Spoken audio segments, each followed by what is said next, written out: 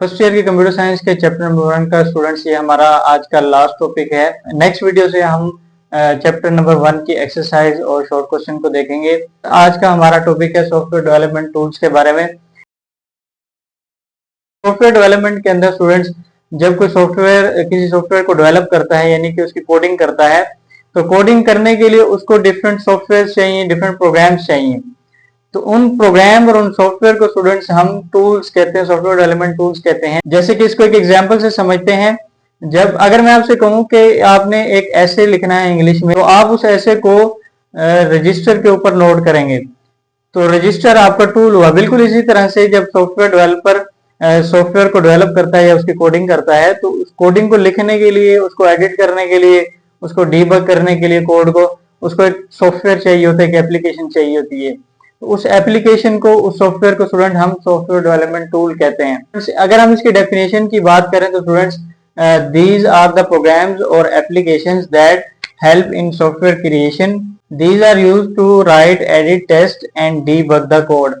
अगर हमने कोड को लिखना है या हमने उसकी टेस्टिंग करनी है, यानी कि उसमें से बग्स वगैरह को फाइंड करना है या किसी किस्म की एडिटिंग वगैरह करनी है, या अगर हमने अपने कोड को हाई लेवल से लो लेवल लैंग्वेज में कन्वर्ट करना है, उसके लिए हमें टूल्स चाहिए, उसके लिए सॉफ्टवेयर चाहिए। इन तमाम सॉफ्टवेयर को स्टूडेंट्स हम सॉफ्टवेयर डेवलपमेंट टूल्स कहते हैं। तो स्टूडेंट्स तीन ऐसे सॉफ्टवेयर हैं, ऐसी एप्लीकेशंस हैं कि जब एक प्रोग्रामर कोड लिखने के लिए बैठता है तो उन तीन सॉफ्टवेयर को डाउनलोड करता है। पहले उन सॉफ्टवेयर को डाउनलोड करने के बाद कोडिंग स्टार्ट होती है। तो वो तीन सॉफ्टवेयर कौन से हैं? तो सबसे पहला सॉफ्टवेयर हमारे पास स्टूडेंट्स एडिटर होना चाहिए, जिसके अंदर हम अपने कोड को लिख सकें। उसके बाद लैंग्वेज ट्रांसलेटर होना चाहिए, उसके ऊपर भी हम बात करते हैं। और तीसरे नंबर पे हमारे पास डीबगर होना चाहिए। तीन कंपलसरी टूल्स हैं, जो कि तीन कंपलसरी सॉफ्टवेयर हैं जो कि एक सॉफ्टवेयर डेवलपर को चाहिए होते हैं ताकि वो अपने प्रोग्राम की कोडिंग कर सके। तो स्टूडेंट्स अगर हम बात करें लैंग्वेज एडिटर की, लैंग्वेज एडिटर क्या है? ये भी एक सॉफ्टवेयर है, एक प्रोग्राम एप्लीकेशन है जो कि प्रोग्रामर उसको डाउनलोड करता है, इंस्टॉल करता है। इंस्टॉल करके उसमें क्या कर सकता है? कोड को राइट किया जाता है। ठीक है, अगर आपने कोड को लिखना है तो लिखने के लिए आपको एक सॉफ्टवेयर चाहिए, एक प्रोग्राम चाहिए, एक एडिटर चाहिए। जिस तरह के हमारे पास नोटपैड होता है, नोटपैड के अंदर हम लिख सकते हैं, टाइप कर सकते हैं। बिल्कुल इसी तरह से आपको टाइप करने के लिए एक सॉफ्टवेयर चाहिए ताकि आप अपने कोड को टाइप कर सकें।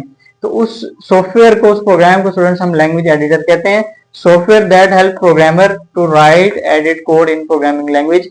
आपने किसी भी प्रोग्रामिंग लैंग्वेज में कोड को लिखना है तो उसके लिए आपको लैंग्वेज एडिटर चाहिए।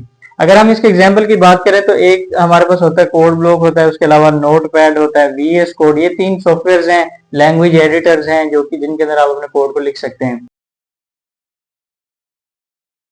उसके बाद जो आपको सॉफ्टवेयर चाहिए दैट इज ट्रांसलेटर। ट्रांसलेटर क्या है? ये भी एक सॉफ्टवेयर है, इंस्टॉल करना पड़ता है।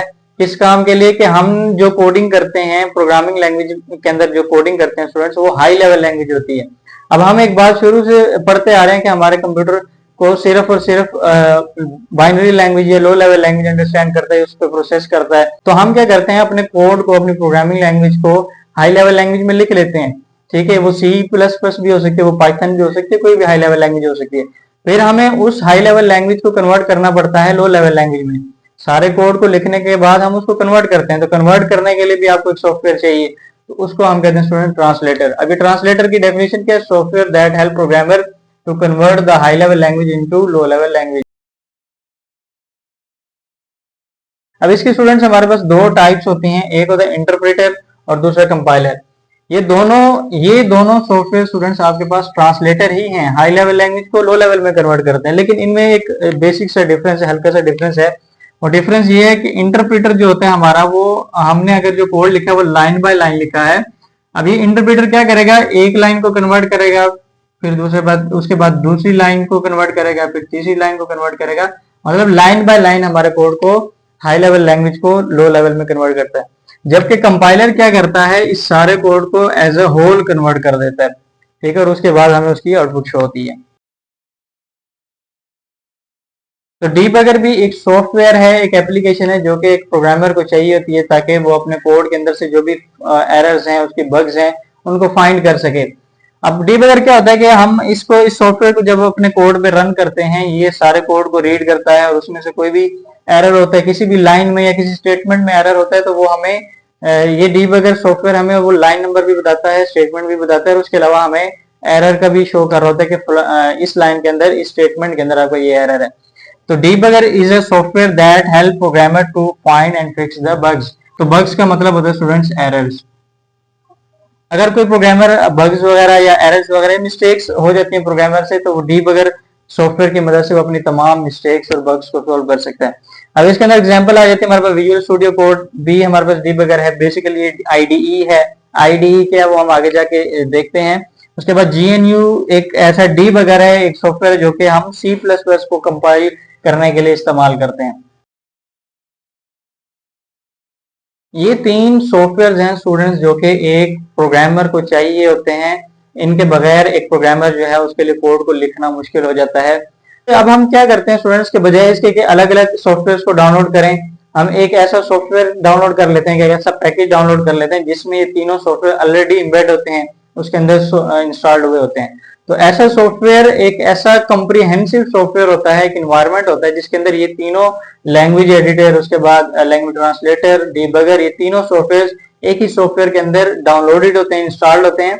तो उस सॉफ्टवेयर को हम स्टूडेंट्स आईडीई कहते हैं। It is a comprehensive software that provide all the tools. Tool से मुराद ये तीनों सॉफ्टवेयर जो अभी हमने पढ़े, required for the software development. और ये हमें कौन कौन से टूल्स प्रोवाइड करता है स्टूडेंट्स? एडिटर भी देता है, कंपाइलर भी और डीबगर भी। एक सॉफ्टवेयर को डाउनलोड करें और उसके अंदर ये तीनों सॉफ्टवेयर हमारे हमें ऑलरेडी डाउनलोडेड और इंस्टॉल मिल जाते हैं।